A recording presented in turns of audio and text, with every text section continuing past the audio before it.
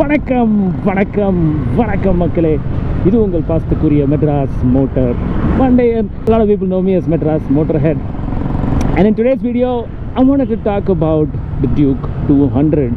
I haven't ridden it, and this is the first time that I'm riding it for quite a distance, and I thought it would be worthwhile to share my experience touring on it. So here is my thoughts if you'd like to tour on a Duke 200.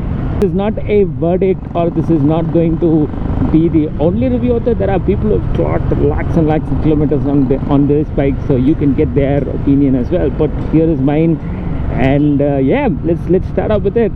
So let's start up with the power delivery. It's a 200cc single cylinder churning about 25 bhp, and that's quite a lot. And you can actually feel it the moment you open the throttle in the first gear. You can see that the bike wants to go fast, wants to push you, and then it kind of runs out of breath after probably 90 to 100 kilometers an hour, and then you can feel that the engine gets strained. And the other thing is that it's got the short gearing is kind of not something that you would like when you're touring, because even the smallest decrease in the throttle or the increase in the throttle pushes you to change gears. The seating posture is great, it's upright. I love the seating posture, to be honest, and I'm 5'8". I can place both of my foot down comfortably without any problem. The quality as such is okay. You get what you pay for. They're not made of the best, but at the same point in time they don't compromise on the quality as well. It's okay, it's very much manageable.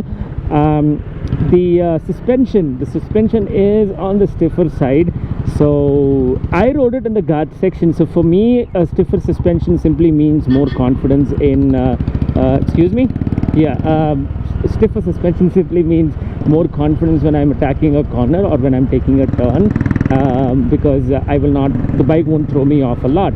But if you were to take it in, say for example, you get stuck in bad roads, then you're going to definitely feel that the feedback which the bike is going to give you from the front, from the back, from the rear, it doesn't really matter. You're still going to feel the stiff suspension. But in these corners, when I'm taking a nice turn, I just feel so comfortable. I'm confident, and talking about confidence, the brakes, to be honest guys, the rear brake, if you give it a little bit of pressure, the rear wheel locks up. The front hasn't given way a lot till now, but until now I'm super happy with the brakes. They are very, I wouldn't say they are sensitive, I would say that they do the job really well. Okay, let me just overtake this guy and see that power. I love that I was in the 4th gear and it had so much of power left to be done for me to change it to the 5th gear. But then that's not the same case when it comes to the initial first 3 gears. I see that I just quickly shifted probably 10 kilometers an hour. I'm in the 2nd gear, and then 15, 16 I'm in the 3rd gear. Else I can definitely feel the engine getting strained, the RPM meter coming up, I mean the shift RPM light blinking.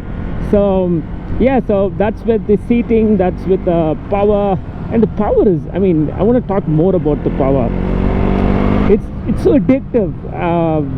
It's so addictive, and I'm just loving all of these twisties. It feels so comfortable. It feels like a pocket rocket, because the bike weighs 166 kilos, I believe, and even lesser than that probably, if I'm wrong, or close about that. So but and having so much of power in a 25 bhp is just I don't know guys, this is amazing. When I first took this bike out, I felt like, whoa, this bike is so different, and then I'm just loving it, man. I'm just loving it. The rear seat is really small, so mounting a bigger saddlebag is going to be quite a challenge for you, because it's going to keep hitting, it's going to fall back on you eventually. So that is something that I'm not that happy about, if you ask me. And because of this power, right, I can slice through traffic. I can filter without any worry at all, because the bike is small. Even if I have incoming traffic, I can just see, even now I can just squeeze in, no problems at all. Other than the stiff suspension and the puny tank, I don't think so I have anything negative to say. Also, the pillion seat is extremely small, so mounting a saddlebag of a bigger size could be an issue for you.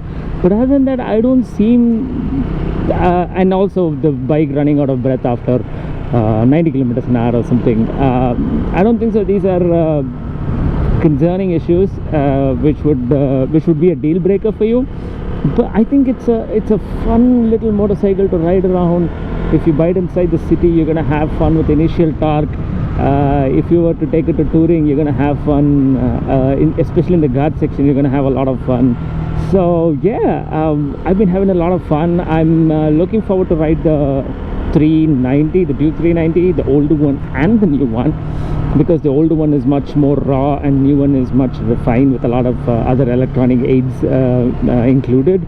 So yeah guys, I genuinely hope you guys like this video, and if you did, you guys know what you have to do. Hit the like button, hit the share button, hit the subscribe button, hit all of those buttons. Make sure that you keep the love and support going, and always remember guys, when life gives you problems, press the damn throttle.